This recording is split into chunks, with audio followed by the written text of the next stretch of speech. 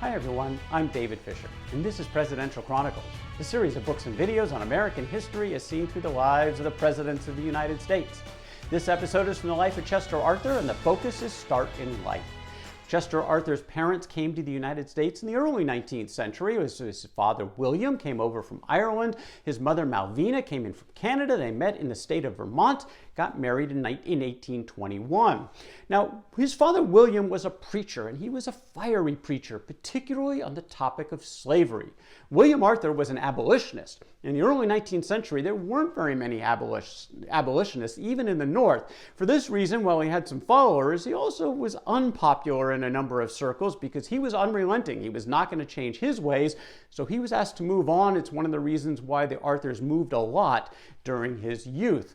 Now, Chester Arthur was baby number 5 out of 9 for the Arthurs. He was delivered by Dr. Chester Abel, who is his mother's cousin. They named him after the doctor, Chester. He was born in Fairfield, Vermont. But again, they were on the move a lot. Other towns in Vermont where he lived, Williston, Heinsberg. Then they moved into some small towns in New York. You've got Perry, New York, York itself, Union Village.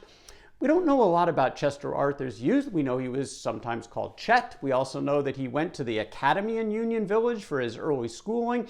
We learn a little bit more as he matriculated to Union College. This was in Schenectady, New York, for his college days. He was only 15 years old at the time. It's 1845, about 250 students in the college, and he undoubtedly knew them all because Chester Arthur was very social, very at ease, small crowds, large crowds, quite popular. He joined the Psi Upsilon fraternity. Also a bit of a prankster. Chester Arthur was known to have taken the West College bell and dumped it into the Erie Canal.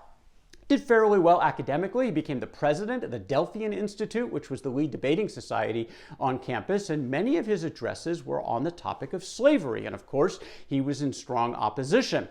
One of those addresses, he made the remark, "Such a political pestilence having spread itself over the South, every southern breeze bears to the north the seeds of this ruinous disease, and political death follows in its wake." His father would undoubtedly have been proud. Well, Arthur stayed in academia. After he graduated from Union College, he became a teacher, a couple of small towns in Vermont. Now, this was not an easy job. As Chester Arthur said, his students were pretty unruly. He noted that my school was composed of motley races of brats. There was but one battle. A strong farmer's boy endeavored to overthrow your humble servant and his authority at the same time, but thanks to agility and gymnastic practice, there was a triumph for the teacher. Arthur actually had a creative way to handle this situation. He decided to start kicking the unruly kids out of the classroom, one by one by one. But at the end of the day, he met with the students and he was showing them some kindness, and actually it started to change their behavior for the better. This was a pattern for Chester Arthur throughout his life because he could charm just about anybody. Well, in the early 1850s, Arthur had a very tight social circle. His two closest friends were Campbell and James Masten. They called themselves the Triangle, and this actually set a bit of a pattern for Arthur for later in life. His favorite thing? Hang out all night, drinking, smoking cigars, telling stories. His happiest times were palling around with the boys well past midnight to all hours of the night. Some of his best times were with his friends in the Triangle. But things changed then in the middle 1850s. 1855, he decided to make a move to the big city, New York City, where he was going to study the law. But initially, this didn't go so well. Because again, he was a social creature and he didn't have friends, he was lonely. He wrote his sister Annie a letter that said, "I feel the want of near and dear friends, more near and dear than any I have here, who can sympathize with and cheer me when I am dispirited and harassed with the cares and vexations of business. I have been lonesome at times this winter as a little homesick schoolboy."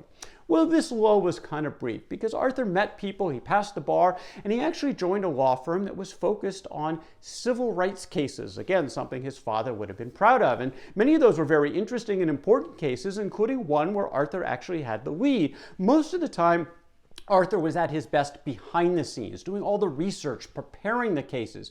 A little bit less so in the courtroom, but in this case, the case of Elizabeth Jennings, he had a lead role both in preparing and in delivering on the trial. Now, Elizabeth Jennings was a black woman who had been physically removed from a streetcar operated by the Third Avenue Railroad Company. Now, by law, all the streetcars in New York City had been fully integrated, but in practice, there were many whites-only streetcars still there. Now, on this day, Jennings was late for church. She was not inclined to wait for the integrated car, and so when the whites-only car pulled up, she got on. Pretty soon, she was told to leave. She refused. She was physically removed, kicking and screaming, and she decided to sue. She hired the firm of Culver, Parker, and Arthur took the lead on this case, did all that research. The law was pretty clear, certainly on Jennings' side, and they won a victory. But it wasn't a victory just for Jennings, who got about $250 in terms of her civil suit. It was also a victory for all blacks in the city, because after this case, not only did the Third Avenue Railroad integrate all of its streetcars the very next day, most of the other streetcar operators followed. This was a big, impactful outcome in the city of New York. Well, just about a year later, though, another change for Chester Arthur, a big change. The country was kind of splitting apart. This was where North and South, on the topic of slavery expansion, were really starting to fracture. And the focus was in the Kansas Territory, which had recently been opened thanks to the Kansas-Nebraska Act, where popular sovereignty was adopted as the way to determine whether or not slavery would be legal in those territories. Now, popular sovereignty took Congress out of this decision-making process and gave the opportunity for the locals to vote for themselves whether or not they were going to sanction slavery or not. Well, this created a mad rush from both North and South into the territory. They set up dueling governments. There was a lot of violence going on, and Chester Arthur thought maybe there would be opportunity. Now, this was called Bleeding Kansas for a reason. There was a lot of violence going on, but that meant to Arthur maybe lots of opportunity for legal services. So he and a friend, Henry Gardiner, decided they were going to head to Kansas and set up shop. There was one other complicating factor for Arthur, though, because he was conflicted on a personal level. He had recently met Ellen Herndon. Everybody called her Nell, and they got close really fast. She was only 19, he was 28. They had a lot in common in that they were both social, they were both ambitious. They did have one big difference, though. Nell was from the South, and her family was pro-slavery. This was hard for Chester Arthur, but eventually they decided to look past this difference.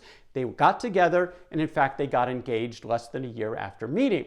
But right in this time is when he's thinking about going to Kansas, so he had this big decision to make, and Nell, who would often throughout their lives put her own interest aside for the bigger picture, because she was ambitious for her husband and for themselves as a couple, and if that meant she had to be alone at times so he could pursue something, she actually agreed to do that, and that's what happened here in the middle 1850s. So in August of 1857, Arthur and Gardiner hit the road, and they were clearly unprepared for how chaotic things were actually in Kansas. There was violence all over the place, and things were tense. Sure, there were legal opportunities, but this is maybe not what he had in mind. At least he underestimated. And some of this came home when they were traveling from Leavenworth to Lawrence, and they ran into a couple of folks, including the Free Stater, the leader, Jim Lane.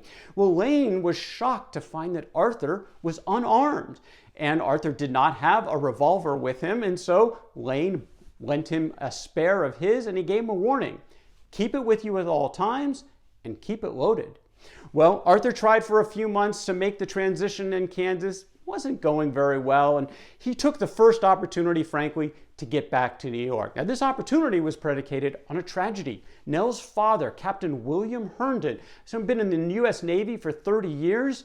He had recently passed when he went down with his ship, the SS Central America, just off the coast of Cuba in a massive storm, went down with 30,000 pounds of gold the ship was carrying. About 3/4 of the passengers died, and most of the crew, including the captain, William Herndon. Well, Nell was distraught over this. She begged Arthur to come home immediately to help her mother sort out her father's affairs, and frankly, Arthur jumped at the chance to get out of Kansas and back to New York City. There was another benefit because pro-slavery Captain Herndon was kind of anti-Chester Arthur on this topic of slavery. With him now out of the picture, that opened up the doors, and Arthur and Nell, ready to get married, they tied that knot October of 1859. They had their first child less than a year later. They named him William. So things are pretty good for Chester Arthur. He's 30 years old, he's gotten married, starting a family, opening his law practice again in New York City. But things are about to change again. The election of 1860, a Republican heading to the White House, states beginning to secede, and a new calling for Chester Arthur. That's the story for another day. That is Chester Arthur and Start in Life, from the life of Chester Arthur. For more Presidential Chronicles, check out my books on Amazon.com, and don't forget to subscribe to my YouTube channel. Until next time, I'm David Fisher, and this is Presidential Chronicles.